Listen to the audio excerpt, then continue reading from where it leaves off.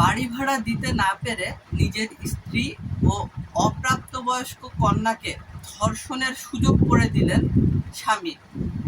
প্রিয় দর্শক, এমন একটি চাঞ্চল্যকর ঘটনা ঘটেছে ভারতের গুজরাটের মোরবি নামক এলাকায়।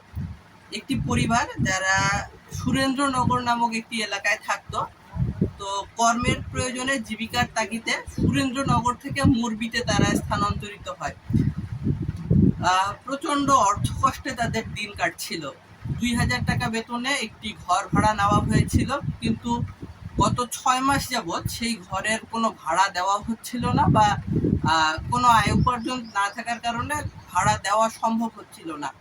পরিস্থিতি অত্যন্ত খারাপ একটি পর্যায়ে চলে যায়। বাড়িওয়ালা ঘর ভাড়ার জন্য অত্যন্ত চাপ দিতে থাকে, এবং এইরকম একটি সময়ে বাড়িওয়ালা খুব ন্যাক্কারজনক একটি কুপ্রস্তাব সেই ভাড়াটিয়াকে দেয়, এবং তাকে বলা হয় যে তোমার স্ত্রী এবং তোমার যে অপ্রাপ্তবয়স্ক কন্যা আছে তাদের সঙ্গে যদি আমি মেলামেশা করি, এই সুযোগটা যদি তুমি আমাকে দাও, তাহলে তোমার যে পরিমাণ বাড়ি ভাড়া বকেয়া হিসেবে জমা আছে সেটি মৌকুফ হয়ে যাবে, এমন একটি প্রস্তাব দেয়।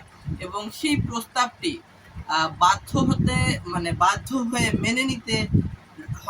মেনে নিতে সম্মত হন সেই বাড়িওয়ালার যে ভাড়াটিয়া আছে, তিনি তার স্ত্রীকে এবং তিনি তার যে অপ্রাপ্তবয়স্ক কন্যাকে ধর্ষণের সুযোগ করে দেন।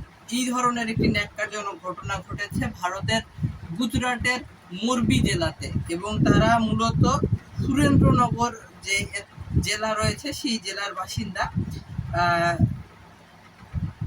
এই ধরনের নোংরা ন্যাক্কারজনক ঘটনাটি দীর্ঘদিন ধরেই হয়ে আসতেছিল।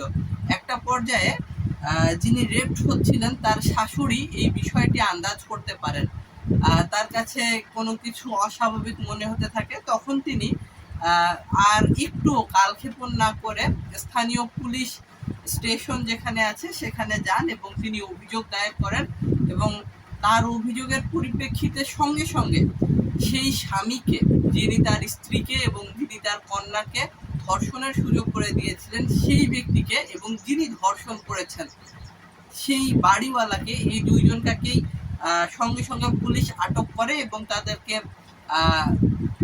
আদালতে প্রেরণ করা হয়। আদালত তাদেরকে জেল হাজতে পাঠানোর নির্দেশ দেয়, এবং তারা বর্তমানে জেলে অবস্থান করছে।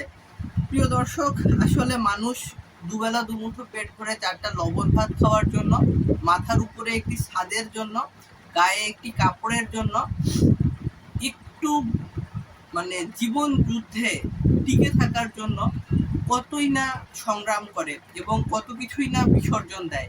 দেখা যাচ্ছে যে যিনি এই সুযোগটি করে দিয়েছেন তিনি হয়তো তার ইচ্ছার বিরুদ্ধে যেই দিয়েছেন, তার কখনোই ইচ্ছা ছিল না তিনি তার নিজের স্ত্রী এবং নিজের অপ্রাপ্তবয়স্ক কন্যার সঙ্গে এই ধরনের ঘটনা ঘটতে দিবেন। আবার যিনি ভিকটিম হচ্ছিলেন, অর্থাৎ ওই ভদ্র মহিলা এবং একটা অপ্রাপ্তবয়স্ক কন্যা শিশু, তারাও দেখা যাচ্ছে যে অনিচ্ছাকৃতভাবেই ভিকটিম হচ্ছিল, তারা এই বিষয়টিকে উপভোগ করছিল না। কিন্তু জীবনের যে কঠিন অঙ্ক, সেই অঙ্কের উত্তর মেলাতে যে এই সব কিছু মেনে নিতে হয়েছিল। জীবন আসলে বড়ই কঠিন।